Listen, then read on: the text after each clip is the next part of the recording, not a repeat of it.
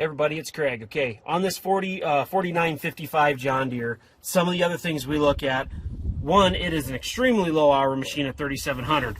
But look at the bolts here, guys. You can see they've never had a wrench, nothing on them. This machine's never been torn down at 3,700 hours. As you guys know, most of these you don't have to do a thing till 10, 12,000 hours. What we looked at here, they did have the machine dinoed. You can see the pump still has the original seal on it right there. That means this pump has never been touched, has never been turned up. It dinoed at like 230 horsepower, never have been touched. It has the new alternator on it right here.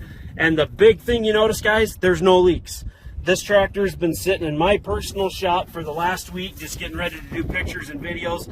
There isn't an oil or a grease stain anywhere under this thing. As you can see in the pictures we did, make sure you check out all the photos underneath and the belly and everything. We're going to take you up in the cab next, and then we're going to fire the beast up.